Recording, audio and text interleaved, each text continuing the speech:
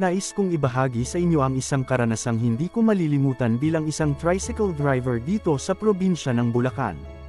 Marahil, sa dami ng mga kwentong nakarating na sa inyo, isa itong kakaibang yugto na mag-iiwan ng marka sa inyong isipan.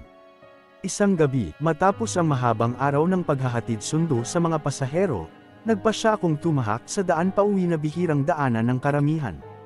Ito'y isang lumang kalsada na napapaligiran ng mga matatiyog at lumang puno, at madalas ay iniiwasan dahil sa mga kwentong kababalaghan.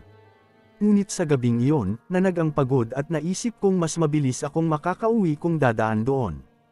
Habang binabagtas ko ang daang iyon, napansin kong kakaiba ang lamig ng hangin. Mas matindi kaysa sa karaniwan. Maya-maya pa, isang babae ang biglang sumulpot sa gilid ng daan, kumakaway, tila humihingi ng sakay. Sa kabila ng aking pag-aalinlangan, pinahinto ko ang aking tricycle upang alamin kung ano ang kanyang kailangan. "Saan po kayo?" tanong ko sa kanya. "Sa dulo lang ng daang ito." "Malapit na," mahinang sagot niya. Sa kabila ng kanyang simpleng tugon, may kakaiba akong naramdaman. Ngunit sa aking pagod, hindi ko na ito pinansin at pinasakay ko siya. Habang kami naglalakbay, napansin kong hindi siya nagsasalita o gumagalaw man lang. Tanging ang malamig niyang presensya ang aking nararamdaman sa likuran.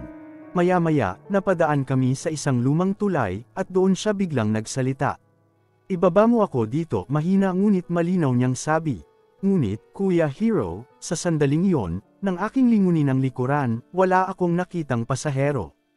Nag-iisa lang ako sa tricycle. Ang kanyang presensya, ang kanyang boses, bigla na lang nawala kasabay ng pagtahak ko sa lumang tulay. Hindi ko maipaliwanag ang takot na naramdaman ko. Hindi ko alam kung paanong sa ilang segundo lang, ang taong aking kinausap at pinasakay ay bigla na lang naglaho. Dali-dali akong umuwi, hindi na inalintana ang takot at pagod.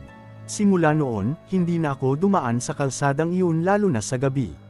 Nang ikwento ko ang nangyari sa ibang driver, sinabi nilang hindi ako nag-iisa. Marami na rin pala ang nakaranas ng katulad na pangyayari sa lugar na iyon.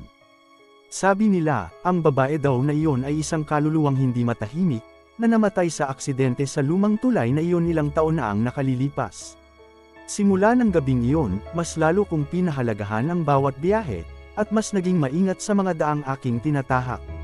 Ang karanasang iyon ay nagturo sa akin na sa mundo, may mga bagay talagang hindi natin maipapaliwanag, at minsan, mas mabuting iwasan na lang ang mga lugar na alam nating maaaring magdala sa atin ng hindi inaasahang takot.